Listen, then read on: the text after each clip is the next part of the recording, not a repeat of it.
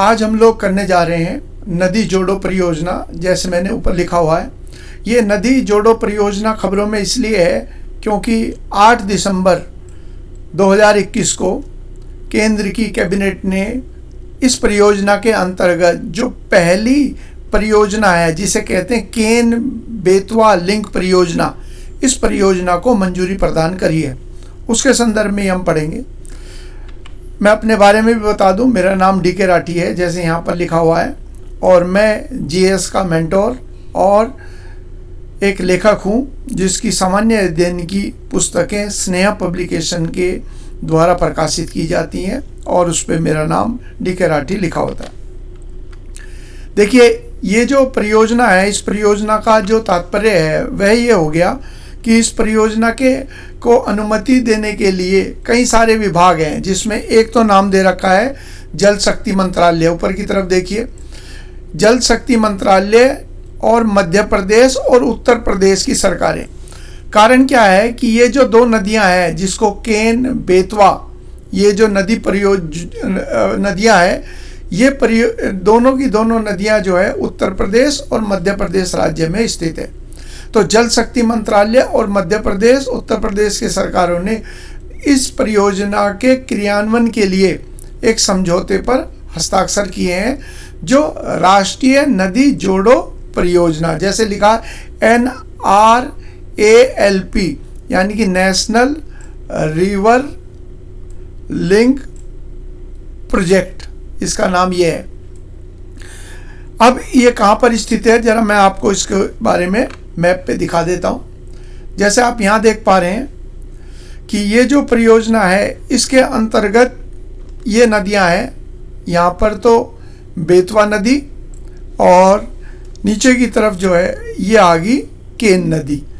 तो कौन कौन से राज्य में स्थित है, थोड़ा और बड़ा करके दिखा देता हूँ मैं। आप देखिए, ये किसकी सहायक नदी है। ऊपर की तरफ यदि आप देखेंगे तो यहाँ पर दिखाई दे रहा है, ये नदी है यमुना नदी।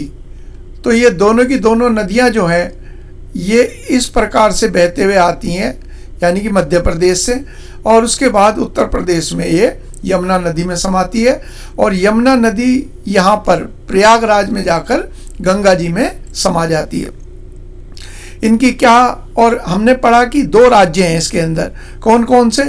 ये उत्तर प्रदेश और मध्य प्रदेश, जैसे मैंने यहाँ चित्र में दिखा दिया आपको, ये क्षेत्र है। और इसका उद्देश्य क्या है, इस योजना का उद्देश्य यह है कि ये जो अभी आप देख लीजिए कि जो केन नदी है इससे एक ये नहर निकलेगी जो मैंने अभी आपको दिखाई है, और पूरा का पूरा ये क्षेत्र जो है बुंदेलखंड का क्षेत्र कहलाता है। अब देख लीजिए, आपको बेहतर रूप से दिखाई देगा। तो मैंने अभी जो आपको बताया, ये तो ब्लैक कलर से जो लाइन है ये नहर है जो कि केन नदी के पानी को बेतवा नदी तक पहुंचाएगी, ताकि इस पूरे के पूरे जो ये येलो कलर का आपको गोला दिखाई दे रहा है, ये पूरा क्षेत्र बुंदेलखंड है, जिसके कुछ हिस्से जो हैं वो तो उत्तर प्रदेश में है और कुछ हिस्से इसके मध्य प्रदेश के अंतर्गत आते हैं। यही पॉइंट हम उसके अंदर भी कर रहे थे। जैसे आप यहाँ देख रहे हैं तो यहाँ पर इन्हीं चीज़ों का जिक्र किया हुआ है कि, और इस परियोजना के तहत केन नदी से बेतवा नदी में पानी भेजा जाएगा। जैसे मैंने भी आपको दिखाया, आप ध्यान कीजिए कि इसका पर्पज़ क्या था कि ये जो केन नदी है, केन नदी से पानी जो है वो कहाँ जाएगा। जैसे आप एक बार फिर गौर से कीजिए, यहाँ पर जो मैं आपको दिखाऊंगा अभी, ये देखिए ब्लैक कलर से ये हो गया, जिसके माध्यम से पानी पहुंचाया जाएगा बेतवा नदी पर। वापस देखते हैं इसके अंदर क्या क्या पॉइंट है। और इसके तहत मध्य प्रदेश के पन्ना जनपद में केन नदी पर दोधन बांध बनाया जाएगा। ये देखिए, ये बांध बनेगा, दोधन बांध, और इस बांध से 221 किलोमीटर लंबी लिंक चैनल निकाली जाएगी, यानी कि एक नहर निकाली जाएगी। जो फिर ध्यान कीजिए, मैंने आपको जो अभी दिखाया था, ये जो पॉइंट मैं आपको बता रहा हूँ बार बार, ये ब्लैक कलर से आप देखेंगे, मैं और बड़ा कर देता हूँ। ये हिस्सा जो है इसी का मैं जिक्र कर रहा हूँ, जो आप देखेंगे ये ब्लैक कलर की, इस नहर का जिक्र चल रहा है। निकाली जाएगी जो कि झांसी के निकट, आप देखेंगे यहाँ पर जो पॉइंट आएगा अभी मैं आपको दिखाऊंगा। अभी झांसी के निकट बहुवा में बेतवा नदी को जल उपलब्ध कराएगी। तो ये जो जिले हैं, ये जिलों के बारे में अभी मैं जिक्र करता हूँ। आप ध्यान रखना कि झांसी के निकट एक तो झांसी है और एक कौन सी है जो हमने पढ़ा ऊपर की तरफ, मैं दोबारा दिखा देता हूँ। एक तो पन्ना जनपद है मध्य प्रदेश का, वहाँ से तो केन नदी पर बांध बनेगा, और झांसी के निकट जो है ये फिर नहर बेतवा नदी में पानी की उपलब्धता कराएगी जो केन नदी से प्राप्त होगा। अब पढ़ते हैं इस परियोजना का लाभ क्या होगा। इस परियोजना से पानी की कमी से जूझ रहे बुंदेलखंड क्षेत्र, ये हमारे यूपीएसआई के एग्ज़ाम के अंदर आया था कि बुंदेलखंड के कितने ज़िले पड़ते हैं उत्तर प्रदेश में और कितने ज़िले पड़ते हैं मध्य प्रदेश में। मैं आपको मैप के ऊपर ही कराऊंगा। फिलहाल देख लेते हैं कौन कौन से। मध्य प्रदेश के पन्ना, टीकमगढ़, छतरपुर, सागर, दमोह, दतिया, विदिशा, शिवपुरी तथा रायसेन, और उत्तर प्रदेश के बांदा, महोबा, झांसी, ललितपुर को बहुत लाभ होगा। ये पूरा का पूरा क्षेत्र जो है जिसे बुंदेलखंड कहते हैं, ये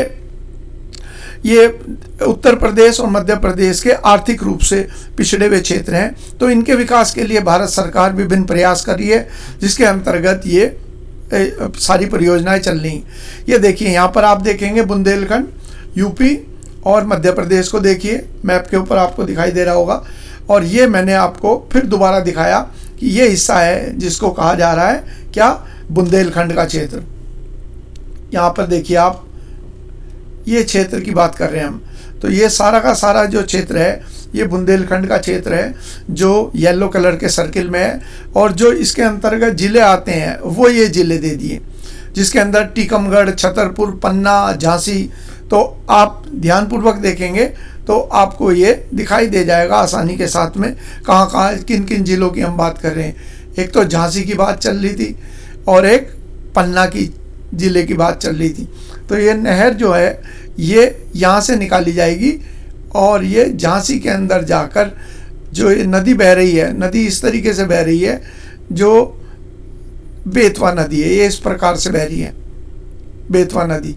तो ये बेतवा नदी में जाकर ये नहर जो है वो उपलब्ध कराएगी कहाँ का जल, ये वाला ये जो नदी है जो कहलाती है केन नदी। तो केन नदी का जो अतिरिक्त पानी है वो उपलब्ध कराया जाएगा इस नहर के द्वारा, जो 221 किलोमीटर लंबी होगी। इसी का जिक्र जो है ये बार बार किया जा रहा है कि यहाँ से उपलब्धता होगी। यही पॉइंट मैंने इसके अंदर आपको दे रखे हैं, बुंदेलखंड क्षेत्र, और ये दे रखा है जैसे बांदा, महोबा, झांसी, ललितपुर। यहाँ पर देखिए आप, जैसे एक क्वेश्चन आया था एग्जाम के अंदर कि कौन सा उत्तर प्रदेश का जिला है जो तीन तरफ से मध्य प्रदेश से घिरा हुआ है। तो ये हमारा ललितपुर है। तो ललितपुर के इधर ये मध्य प्रदेश, यहाँ पर मध्य प्रदेश, और ये हिस्सा जो है ये भी मध्य प्रदेश है। यदि आप गौर से देखेंगे तो मैप में देखिए आप, जहाँ मैंने ये दिखा रखा है आपको, यहाँ पर देखिए ये जो ब्लू कलर से दिखा रखा है आपको, ये ब्लू कलर से तो हो गया उत्तर प्रदेश, और ये ग्रीन कलर जो है ये मध्य प्रदेश है। तो ये नीचे जो ललितपुर है ये तीनों तरफ से मध्य प्रदेश से घिरा हुआ है, जिसका जिक्र जैसे मैंने अभी आपको बताया कि एग्जाम के अंदर इस तरीके का सवाल पूछा गया था। अब आगे करते हैं, इससे लाभ क्या होगा। इससे लाभ ये होगा कि 10.62 लाख हेक्टेयर क्षेत्र में साल भर सिंचाई हो सकेगी। खेती के किसानी के लिए सबसे ज़रूरी चीज़ है इरिगेशन, यानी कि पानी की उपलब्धता। तो बरसात तो चूंकि इस क्षेत्र में कम होती है, तो 12 महीने उपलब्धता के लिए ज़रूरी है कि ये ट्यूबवेल हो, नहरें हों, और उसके लिए ज़रूरी है कोई नहर की उपलब्धता। तो ये जो परियोजना चलेगी इसकी वजह से साल भर, पूरे साल यहाँ पर इरिगेशन के लिए पानी मिलेगा। साथ ही 62 लाख लोगों को पीने के पानी की जो आपूर्ति है वो भी संभव होगी, और इसके साथ ही 103 मेगावाट बिजली पैदा भी की जा सकेगी। यानी कि एक तरीके से ये ऑलराउंड परियोजना है जिसमें बिजली का उत्पादन भी संभव हो पाएगा, इसके अलावा पीने के पानी की उपलब्धता भी होगी, और खेती बाड़ी के लिए सिंचाई की उपलब्धता भी हो पाएगी। अब जब हम पढ़ रहे हैं national river linking project NRRP, इसके बारे में देख लेते हैं। इस परियोजना को तो अंग्रेजों के समय से ही कल्पना की गई थी, लेकिन इस परियोजना को असली जामा जो पहनाने का निर्णय लिया वो लिया था माननीय पूर्व प्रधानमंत्री स्वर्गवासी अटल बिहारी वाजपेयी ने। उसके बाद कई अड़चनें आई और फिर 2012 तक सुप्रीम कोर्ट ने भी कहा कि इस परियोजना पर ध्यान दिया जाए। क्या उद्देश्य है इसका परियोजना का, पहले पढ़ लेते हैं। इसके तहत देश में जल को उसकी अधिकता वाले क्षेत्रों से जल की कमी वाले क्षेत्रों में स्थानांतरित करना। अगर हम कहें उत्तर भारत, वहाँ पर हम दो नदियों के नाम है, एक तो गंगा जी है और दूसरी ब्रह्मपुत्र होगी। तो जब मानसून आते हैं तो इन नदियों में बाढ़ आ जाती है और दक्षिण भारत में कुछ क्षेत्रों में सूखा रहता है। तो इस परियोजना का उद्देश्य था कि देश की वे नदियाँ जो बारहमासी हैं, पेरिनियल है, जैसे गंगा जी है, ब्रह्मपुत्र है, तो इनसे पानी जो है ऐसी नदियों में उपलब्ध दिया जाए या ट्रांसफ़र किया जाए जहाँ पर 12 मास पानी नहीं रहता जिन नदियों में, ताकि जहाँ पानी की कमी है उन्हें पानी मिल जाए, और जहाँ पानी इतना अधिक है कि उससे बाढ़ की संभावना है जैसे गंगा जी में, तो उसके अतिरिक्त जल को हम इन नहरों के द्वारा उन नदियों में ट्रांसफ़र कर सकते हैं जहाँ पानी की कमी है। इससे बाढ़ का खतरा भी कम होगा और जहाँ पर जो सूखाग्रस्त क्षेत्र हैं उन्हें जल भी उपलब्ध होगा। इस योजना का मुख्य उद्देश्य सूखाग्रस्त एवं वर्षा वाले क्षेत्रों में पानी की उपलब्धता बढ़ाकर ऐसे क्षेत्रों में पानी का अधिक वितरण सुनिश्चित करना। जैसे मैंने आपको बता ही दिया कि इसका पर्पज़ ये है। इसके अंतर्गत एक एजेंसी बनाई गई, नेशनल वाटर डेवलपमेंट एजेंसी बनाई गई, जिसका काम क्या होगा, इस परियोजना को पूरा करने की जिम्मेदारी इस संस्था की है। इसकी ओर से नदियों को जोड़ने की पूरी देश में 30 अंतर्राज्यीय, यानी कि ये जो अंतर्राज्यीय होगी, यानी कि भारत में ज़्यादातर नदियाँ क्या है, एक राज्य में निकलती है, बाकी राज्यों में बहते हुए वो समुद्र में जाकर गिरती है, तो इन्हें कहते हैं रिपेरियन स्टेट्स।